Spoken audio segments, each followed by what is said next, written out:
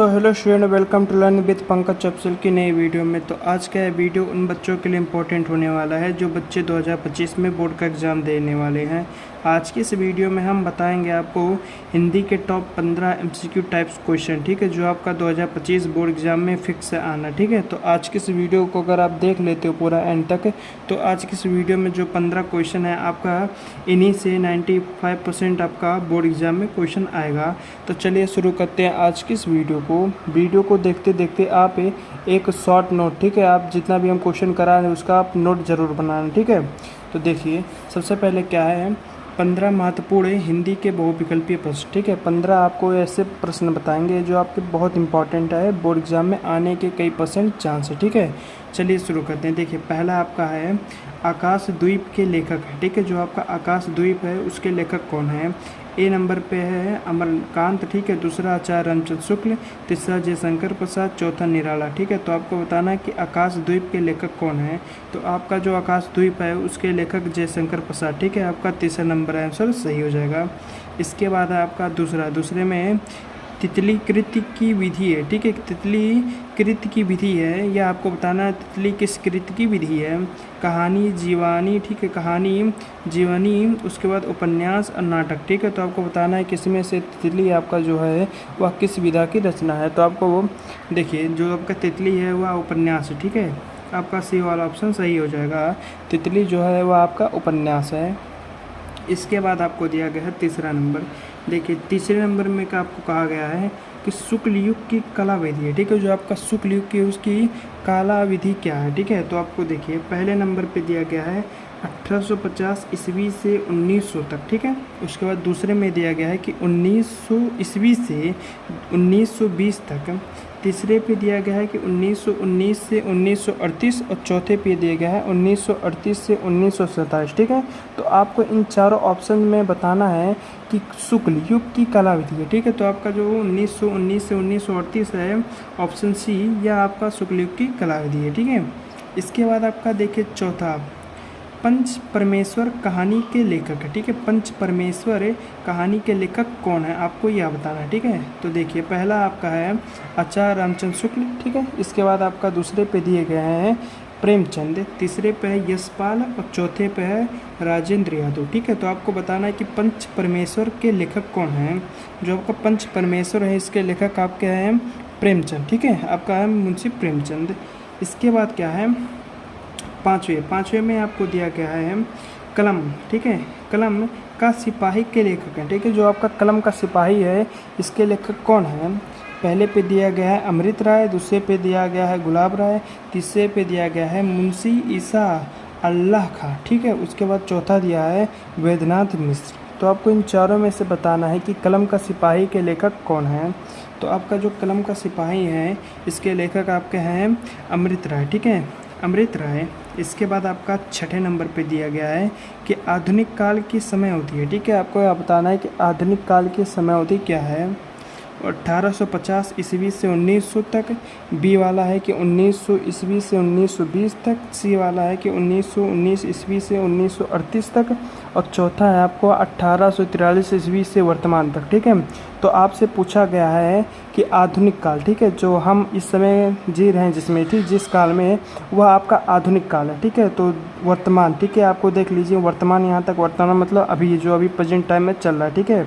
तो आपका चौथा ऑप्शन सही हो जाएगा 1843 ईस्वी से वर्तमान तक, ठीक है, जिसमें भी आपको वर्तमान लास्ट में दिखे वह आपका आधुनिक काल की समय अवधि हो जाएगा, ठीक है। इसके बाद आपका 7वें नंबर पे दिया गया है दीपशिखा काव्य संग्रह रचना, ठीक है। जो आपका दीपशिखा है वो आपके काव्य संग्रह की रचना है, ठीक है, महादेवी वर्मा की है या जयशंकर प्रसाद की है, ठीक है, या सुभद्रा कुमारी चौहान की है, ठीक है, या आपका सूर्यकांत त्रिपाठी की है। तो आपको बताना है कि इन चारों में से आपका दीपशिखा काव्य संग्रह रचना किसकी है। तो आपका जो दीपशिखा काव्य रचना है वह आपका महादेवी वर्मा जी की है, ठीक है, ए वाला ऑप्शन आपका सही हो जाएगा। उसके बाद है गंगा लहरी रचना है, ठीक है, जो आपका गंगा लहरी रचना है वह आपका किसका है। पदाकार बिहारी भूषण और मतीराम। तो आपका पदाकार आपका जो है गंगा लहरी इनकी रचना है, ठीक है। इसके बाद देखिए क्या है देखिए इसके बाद आपका है 9वां नंबर, ठीक है। 9वें नंबर पे आपसे कहा गया है यहीं कहीं पर बिखर गई वह भग विजयमाल सी, ठीक है। आपको कह रहा है कि यहीं कहीं सी बिखर गई वह भग विजयमाल सी उपयुक्त पंक्ति में अलंकार है, ठीक है। आपको बताना है कि इस पंक्ति में कौन सा अलंकार है। देखिए पहला है उपमा, दूसरा उत्प्रेक्षा, तीसरा है रूपक और चौथा यमक, ठीक है। तो आपको बताना है कि इसमें से कौन सा आपका यमक है, ठीक है। तो देखिए आपका ए वाला ऑप्शन सही हो जाएगा, उपमा अलंकार है। उसके बाद 10वें नंबर पे है आहा अब वह ना रहा, ठीक है। अर्थ के आधार पर वाक्य का भेद क्या है, ठीक है। अब वह ना रहा, अर्थ के आधार पर वाक्य का भेद क्या है। तो इस वाक्य का भेद है विस्मरण वाचक, ठीक है। विस्मरण वाचक आपका सी वाला ऑप्शन सही हो जाएगा, ठीक है। आपका विस्मरण वाचक, ठीक है। उसके बाद आपका देखिए 11वें नंबर पे आपको दिया गया है कि निम्नलिखित में से कौन सा भाववाच्य का सही विकल्प है, ठीक है। भाववाच्य का सही विकल्प है आओ वहाँ बैठे, ए वाला, ठीक है। उसके बाद आओ वहाँ बैठा जाए। उसके बाद सी वाला है आपका अब आओ अब वहाँ बैठा जाए, ठीक है। अब वहाँ बैठा जाए। और चौथा है चलो अब वहाँ बैठा जाए। तो आपको कौन सा भाववाच्य का सही विकल्प है। तो देखिए बी वाला जो है आओ वहाँ बैठा जाए, ठीक है। आपका यह वाला सही है, ठीक है। बी वाला आपका सही है। इसके बाद देखिए 12वें नंबर पे दिया है अनादर शब्द में कौन सा उपसर्ग लगा, ठीक है। आपको बताना है कि जो आपका अनादर शब्द है इसमें कौन सा उपसर्ग लगा है।